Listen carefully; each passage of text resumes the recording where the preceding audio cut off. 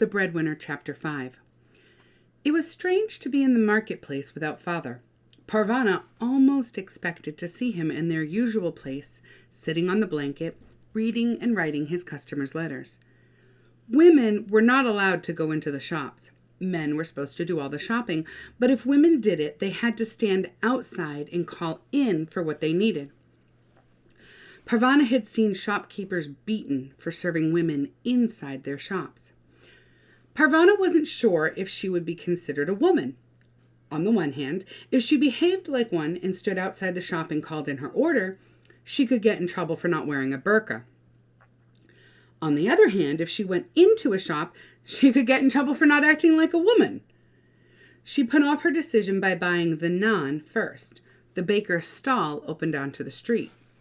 Parvana pulled her chador more tightly around her face so that only her eyes were showing. She held up 10 fingers, 10 loaves of naan. A pile of naan was already baked, but she had to wait a little while for 4 more loaves to be flipped out of the oven. The attendant wrapped the bread in a piece of newspaper and handed it to Parvana. She paid without looking up. The bread was still warm. It smelled so good. The wonderful smell reminded Parvana how hungry she was. She could have swallowed a whole loaf in one gulp. The fruit and vegetable stand was next. Before she had time to make a selection, a voice behind her shouted, "What are you doing on the street dressed like that?"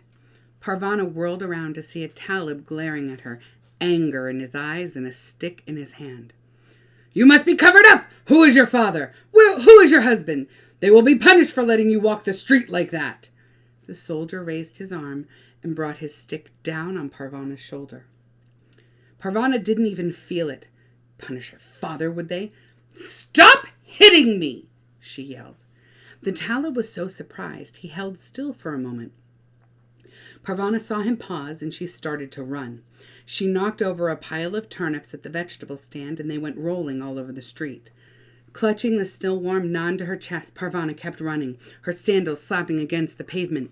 She didn't care if people were staring at her. All she wanted was to get as far away from the soldier as she could, as fast as her legs could carry her. She was so anxious to get home, she ran right into a woman carrying a child. "Is that Parvana?" Parvana tried to get away, but the woman had a firm grip on her arm. "It is Parvana. What kind of way is that to carry bread?" The voice behind the burqa was familiar, but Parvana couldn't remember who it belonged to.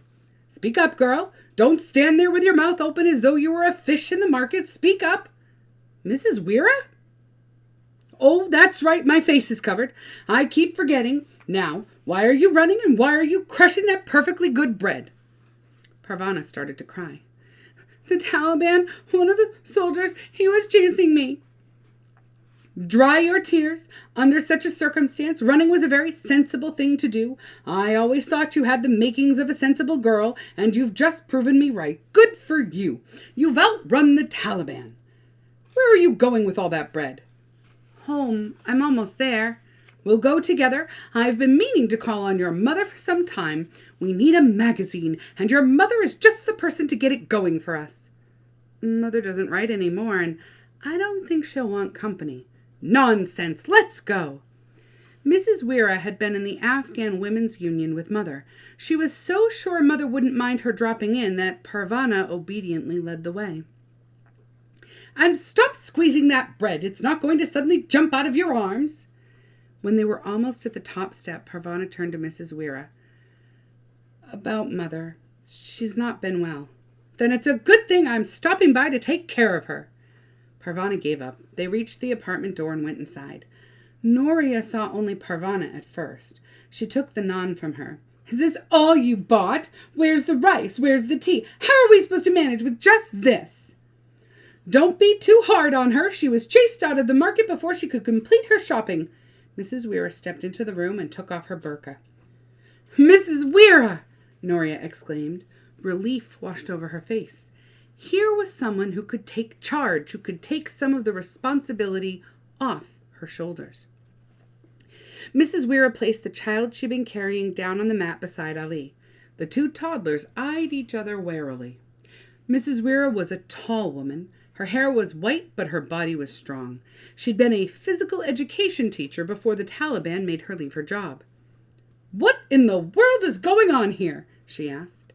In a few quick strides, she was in the bathroom, searching out the source of the stench. "Why aren't those diapers washed?" "We're out of water," Noria explained. "We've been afraid to go out." "You're not afraid, are you, Parvana?" She didn't wait for her to answer. "Fetch the bucket, girl. Do your bit for the team. Here we go."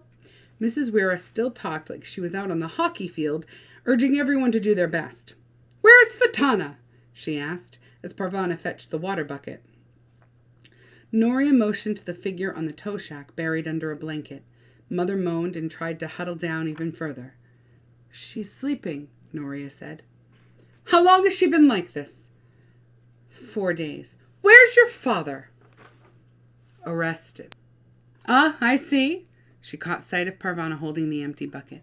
"Are you waiting for it to rain inside so your bucket will fill itself? Off you go." Parvana went. She made 7 trips. Mrs. Weir met her outside the apartment at the top of the steps and took the first 2 full buckets from her, emptied them inside, and brought back the empty bucket. "We're getting your mother cleaned up and she doesn't need another pair of eyes on her." After that, Parvana carried the water inside to the water tank as usual. Mrs. Weir had gotten Mother up and washed. Mother didn't seem to notice Parvana. She kept hauling water.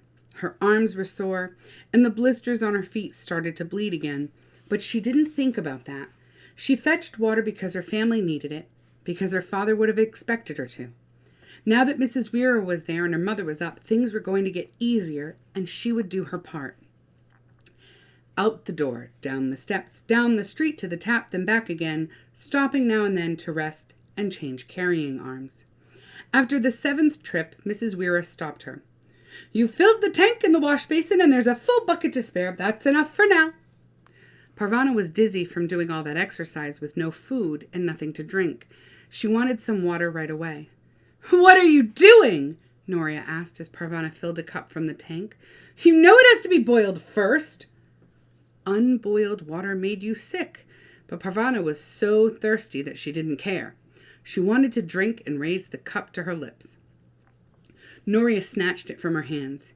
"You are the stupidest girl. All I need now is for you to get sick. How could anyone so stupid end up as my sister?" "That's no way to keep up the team spirit," Mrs. Weir said. "Noria, why don't you get the little ones washed for dinner? Use cold water. We'll let the first batch of boiled water be for drinking." Parvana went out into the larger room and sat down. Mother was sitting up. She had put on clean clothes. Her hair was brushed and tied back. She looked more like Mother, although she still seemed very tired. It felt like an eternity before Mrs. Weir handed Parvana a cup of plain, boiled water. "Be careful, it's very hot." As soon as she could, she drank the water, got another cupful, and drank that too. Mrs. Weir and her granddaughter stayed the night. As Parvana drifted off to sleep, she heard her, Noria, and Mother talking quietly together. Mrs. Weir told them about Parvana's brush with the Taliban. The last thing she heard before she fell asleep was Mrs. Weir saying, "I guess we'll have to think of something else."